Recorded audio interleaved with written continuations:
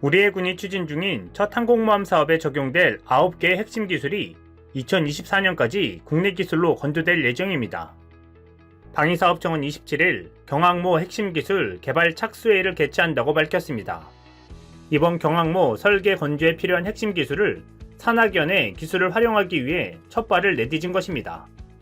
방사청은 앞서 민간군 전문가 토의를 거쳐 선진국이 내용 공개나 기술 이전을 꺼리는 기술 중 선제적으로 확보해야 하는 핵심 기술 9가지를 선정했습니다.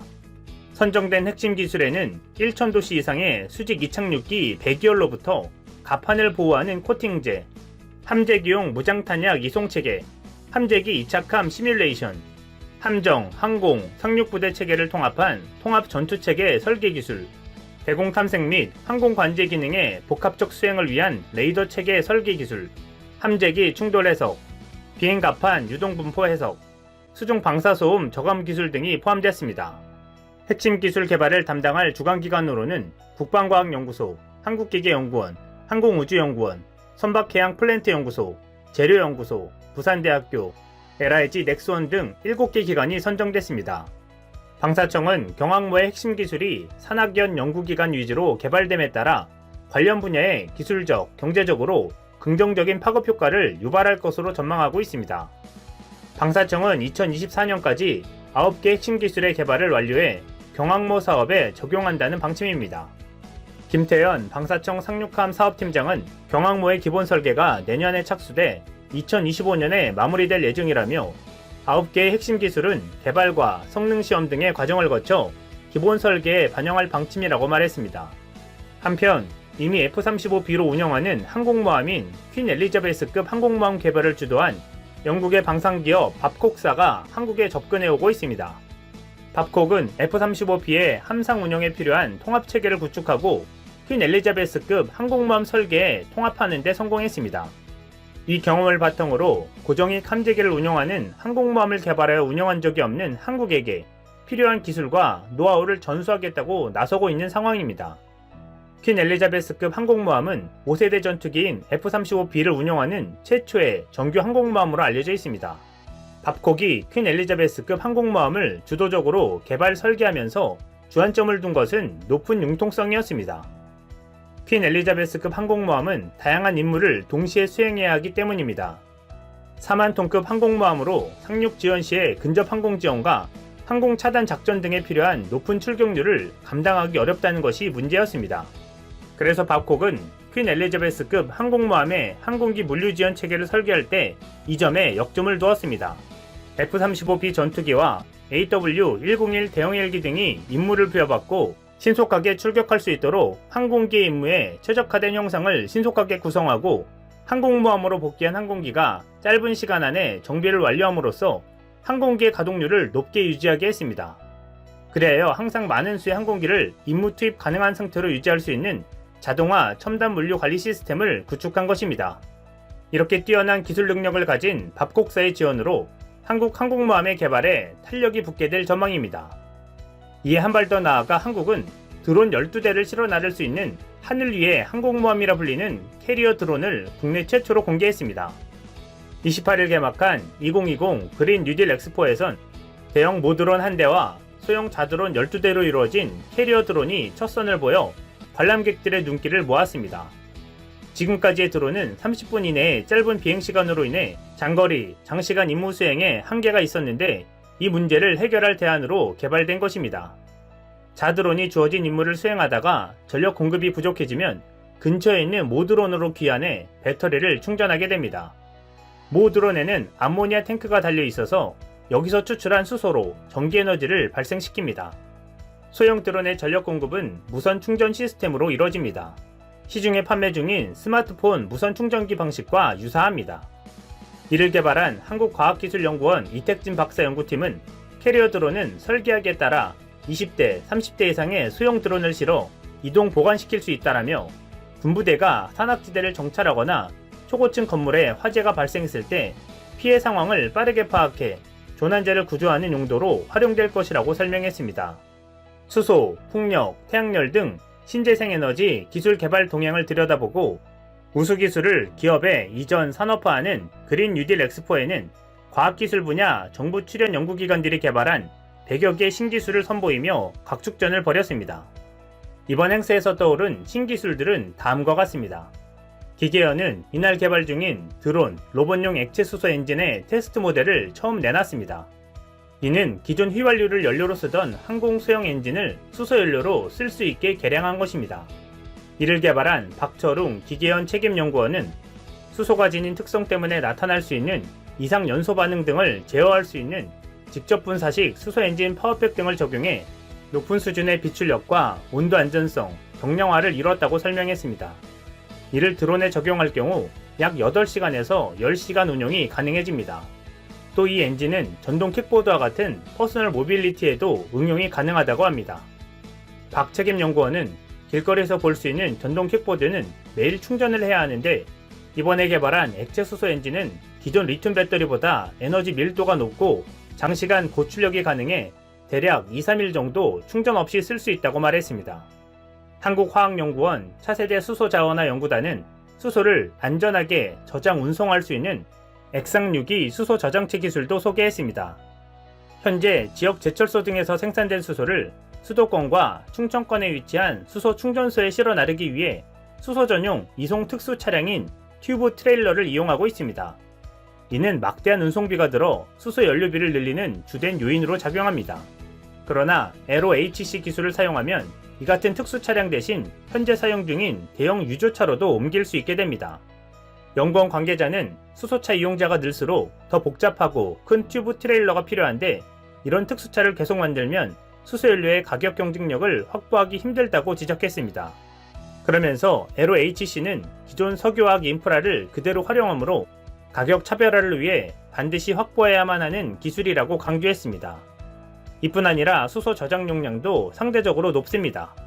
예컨대 LOHC 200리터 드럼통 하나면 120바 가스 실린더 27통을 채울 수 있습니다. 수소를 추출한 LOHC는 지역 제철소로 다시 가져가 재활용이 가능해 친환경 기술로 통한데다 안전성도 지녔습니다. 관계자는 고열에도 강해 이동 중 폭발할 염려가 없다고 말했습니다. 이 기술은 국내외 14여 건의 출원 및 등록을 마쳤고 파일럿 규모의 실증 기술을 확보한 상태입니다. 한국이 이처럼 튼튼한 수소 인프라를 구축해가면서 세상에 없던 무기들을 개발하는데 한 발 앞장서가는 모양새입니다. 하늘과 바다에서 이동기지를 둔 항공모함이 동시다발적으로 개발되고 있어 한국의 미래 안보에 큰 도움이 될 것으로 보입니다. 이상 시운TV였습니다. 분자진단 전문기업 시젠은 지난 2달간 자사 코로나 바이러스 진단 키트가 세계 60여 개국에 누적 1000만 테스트 이상의 수출 실적을 올렸다고 20일 밝혔다. 국내 최대 규모, 최대 실적이다. 시젠에 따르면 현재까지 한국뿐만 아니라 독일과 이탈리아, 스페인, 프랑스 등 주요 유럽 국가들이 시젠의 진단키트를 주로 사용하고 있다. 이스라엘의 경우 자국에 필요한 진단키트 전량을 시젠에 의존하고 있다. 미국과 캐나다, 중동 및 싱가포르 등 아시아 국가들과 브라질과 멕시코 등 중남미 국가들에 대한 공급 물량도 증가하고 있다. 시젠 측은 현재도 미국의 진단키트가 수출되고 있지만 조만간 미국 FDA로부터 긴급 사용 승인을 받게 되면 본격적으로 미국 수출 물량이 늘어나게 될 전망이라고 밝혔다. 시젠은 현재 주당 300만 테스트 물량을 수출하고 있으며 다음 달에는 주당 500만 테스트 이상으로 물량을 확대할 계획이다. 지난달 초만 하더라도 시젠의 주당 최대 생산 가능량이 50만 테스트 수준이었다. 시젠은 그간 세계 각국의 주문이 폭주하면서 생산 시설을 대폭 확충해왔다. 천종윤 시젠 대표는 자체 보유한 인공지능 시약 개발 시스템을 이용해 신속하고 선제적으로 코로나19 진단 시약을 개발할 수 있었다며 최고의 분자진단 기술을 대표하는 진단 시약을 전 세계에 공급하고 있어 큰 자부심을 느낀다고 말했다. 시젠의 진단 시약은 2개 유전자를 검출하는 경쟁사들과 달리 3개의 목표 유전자 모두를 검출해내는 특징을 가지고 있다. 이 때문에 정확도가 높다. 또 단일 큐브로 구성되었으며 추출부터 결과 분석까지 자동화되어 있기 때문에 가장 효율적인 대용량 자동화 시스템으로 평가받고 있다. 한국의 신종 코로나 바이러스 감염증 진단키트 업체가 인도에서 직접 생산에 나섰다. 22일 주한 인도 대사관과 인도 언론에 따르면 진단키트 제조업체 SD 바이오센서가 인도의 자회사 SD 바이오센서 헬스케어를 설립, 이달 19일부터 현지 생산을 시작했다. SD 바이오센서는 북부 하리아나 마네사르 공장에서 매주 50만 개의 진단키트를 생산할 예정이다. 주한 인도 대사관은 SD 바이오센서는 진단키트의 원료를 인도에서 공급받고 있다며 인도 정부로부터 코로나19 신속 진단키트 제조 허가를 매우 짧은 시간 내에 취득했다고 밝혔다. 앞서 주한 인도 대사관은 휴마시스와도 구매 계약을 체결, 50만의 검사 분량의 신속 진단키트를 인도에 도입하기로 했다. 인도는 최근 집단 감염 예상 지역에 면역 진단 방식의 신속 진단 키트를 집중적으로 투입하는 방안을 추진 중이다.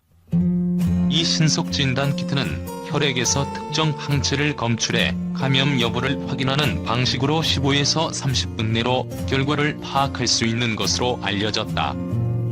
한국에서 사용하는 실시간 유전자 증폭 검사는 정확도가 더 높은 것으로 전해졌지만 검사 시 훈련받은 전문 인력이 필요하고 결과가 나오는 데에도 6시간가량의 시간이 소요된다.